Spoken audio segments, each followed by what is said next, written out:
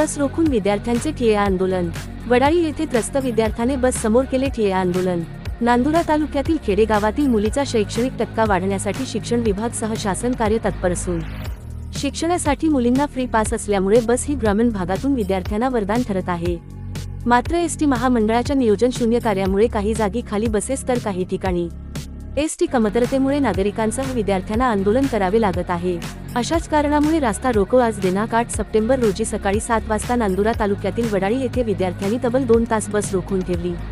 नांदुरा ते पी राजा ही बस सकाळी 6:30 ला पिंपळगाव राजा येथून निघत असून प्रत्येक गावातून 20 ते 25 विद्यार्थी नांदुरा येथे शाळा शिकत आहेत।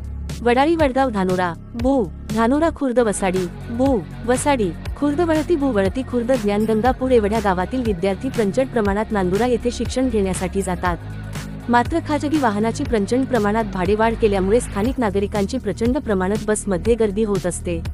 त्यामुळे चिमुकल्या विद्यार्थ्यांना खालीच राहावं लागत, तर अगोदर इतर गावातून प्रचंड प्रमाणात भरून आलेली बस ही शेवटचे गाव वडगाव वडाळी येथे थांबतच नाही आणि थांबली तर त्या बसमध्ये जागा नसल्यामुळे विद्यार्थ्यांना चढताच येत नाही। त्यामुळे पैसे असल्यास ऑटोने जावे, अन्यथा घरी जाऊन शैक्षणिक नुकसान करा। याबाबत वेळोवेळी विद्यार्थ्यांनी मागणी करून सुद्धा त्यांच्या मागणीला एसटी महामंडळाने दखल न घेतल्यामुळे विद्यार्थ्यांनी वडाळी रास्ता रोको आंदोलन केले। घटनास्थळी महामंडळाचे अधिकारी, डेपो मॅनेजर पवन ताले, वाहतूक नियंत्रक अधिकारी विकास पाटील व नांदुरा पोलीस स्टेशनचे कर्मचारी यांनी धाव घेऊन विद्यार्थ्यांसाठी स्पेशल बस उद्यापासून सुरू करण्यात येईल असे आश्वासन देण्यात आले। यावेळी वडाळीचे सरपंच देवलाल पाटील व ॲड संजय इंगळे, वंचित बहुजन आघाडी व नागरिकांनी यांनी रस्ता मोकळा करून देण्याची विनंती केली। उद्यापासून तुम्हाला बस मिळेल असे आश्वासन दिल्यामुळे विद्यार्थी आनंदात शाळेत निघून गेले। प्रतिनिधी रतन डोंगरदिवे, IB7 न्यूज नांदुरा। आम्ही एक बसची नियोजन करणार आहे, जी वसाडीपासून विद्यार्थ्यांना नांदुऱ्यापर्यंत सोडून देईल आणि विद्यार्थ्यांचं नुकसान होणार नाही आम्ही महामंडळातर्फे काळजी घेऊ। म्हणजे हीच गाडी की परत या गाडीच्या व्यतिरिक्त गाडी या व्यतिरिक्त आमच्या याच्यात जे ऍडजस्ट होईल ती ऍडजस्ट आम्ही करून देऊ तुम्हाला, आणि लवकरात लवकर ती म्हणजे उद्यापासूनच आम्ही एक गाडी तुम्हाला वसाडीपासून तर नांदुऱ्यापर्यंत विद्यार्थ्यांचं नुकसान होणार नाही त्या हिशोबाने आम्ही ती गाडी सोडू। आणि सर वेळ कोणता राहणार सर गाडीचा? सकाळचा वेळ आम्ही तुम्हाला कळू त्या गोष्टीने, म्हणजे जवळपास याच अर्धा एक तासात पावणे 7च्या नंतरच करते, 15 मिनिटं पावणे 7च्या 5-10 मिनिटांमध्ये थोडी लेट होईल, कारण की तिला अदर शेड्यूल असल्यामुळे ती लेट होऊ शकते। त्यामुळे त्या नियोजन करून आम्ही तुम्हाला गाडी करून येईल। ती म्हणजे जनरल सारखी राहणार की फक्त विद्यार्थ्यांसाठी राहणार? ही कशी जनरलच राहील, पण ती काळजी घेणारी ग्रामीण लोकांनी बी ती काळजी घ्यायला पाहिजे, किंवा त्याच्यात विद्यार्थी बसतील। सगळ्यात पहिलं विद्यार्थ्याला प्रेफरन्स द्या, नंतर मग लोक बसतील तर मग काय जेव्हा जागा असेल त्यांनी विचारायला। सर विद्यार्थ्यांची मागणी तर फक्त स्पेशल विद्यार्थ्यांसाठी बस असावी अशी मागणी आहे। ते आम्ही वरती करून आम्ही त्यानंतर नियोजन करू काय, तर मग स्पेशल विद्यार्थ्यांसाठी सोडता येत असेल तसं नियोजन। बाळा, हे जे इथं आगार प्रमुखांनी सांगितले की उद्यापासून स्पेशल तुम्हाला एक बस सोडणार आहे, तुमचं याच्यावर काय मत राहणार आहे? आम्हाला आली पाहिजे बस। त्यांनी असं सांगितले की उद्यापासून संपूर्ण गावकऱ्यासमोर म्हटले, उद्यापासून नाही दिले तर आम्ही काय करू? त्यांनी सांगितलं, आश्वासन दिलेलं आहे उद्यापासून गाडी येईल। जर उद्या नाही आली तर परत तुम्ही हेच करणार का? मग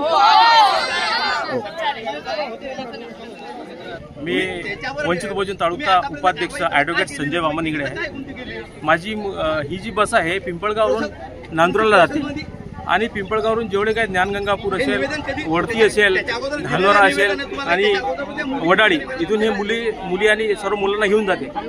आज मी माझ्या मुलीला 6:30 वाजता बसमध्ये बसवलं। आज कोठारी शाळेचा 11वी आणि 12वीचा पेपर आहे, आणि अशा परिस्थितीमध्ये हे बस तिथं थांबणे आम्हाला माहीत नाही, मुलीजवळ मोबाईल नाही, आणि आम्ही निश्चिंत राहिलो की मुली शाळेमध्ये गेली पेपर लिहिणार आहे। आणि एवढंच नाही, या बसमध्ये खामगावला जाणाऱ्या मुली पण आहेत, त्यांचे पेपर असू शकतात।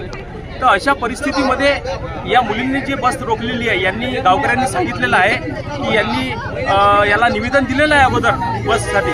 आणि तसंच मी आणखी एक सांगू इच्छितो की या बसचे ड्रायव्हर आणि कंडक्टर यांना विचारलं मी, तर त्यांनी सांगितलं की मी बस यांच्या अंगावर घेऊन जायची का? त्यांचा हा विषय बरोबर आहे, पण महत्त्वाची गोष्ट आहे की हे गांभीर्य त्यांनी त्यांना अधिकाऱ्यांना सांगायला पाहिजे। आज ते बाजूला बघून गेले, आज या मुलींचे पेपर गेले, याची जबाबदारी कोणाची आहे? काही मुलींचे मोठे पेपर काही अकोल्याला जातात तिथं, मग ते नुकसान कोण भरणार आहे हा? आणि अशा परिस्थितीमध्ये या मुलींना शाळेत या बसमधून खाली उतरू दिलं नाही, रिक्षानी पण जाऊ दिले नाही, कोणी जाऊ दिलं नाही? हाय काही गावकऱ्यांनी जाऊ दिलेलं नाही. कोणी सांगू शकतं का कोणी? नाही, मला कोणती मुलं? नाव माहित नाही कारण कोणी ओळखत नाही. माझ्या मुलीनं मला सांगितलं की मला आम्हाला बसतून उतरू दिलं नाही, बसतून उतरू दिलं नाही. माझं एक म्हणणं आहे आम्हाला ॲटोन जाऊ दिला नाही. तुम्ही कोणी नाही जाऊ दिलं? या गावकडे गावकरी जाऊ दिलं नाही. ओके. नांदुरा तालुक्यातील वडाडी या गावामध्ये स्थानिक व विद्यार्थ्यांनी एस टी महामंडळाला इथं बस थांबवलेली आहे.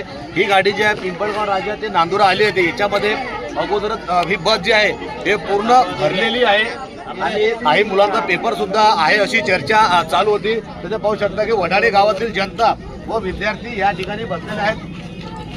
आपण पाहू शकता की पूर्ण विद्यार्थी आहेत. बाळा नेमकं गाडी का थांबवलं? कोणी थांबवली व कशासाठी थांबवली? आम्हीच थांबवली कारण आम्हाला बसमध्ये जागा नव्हती. आम्ही 1 महिना अगोदर बससाठी येत होतो.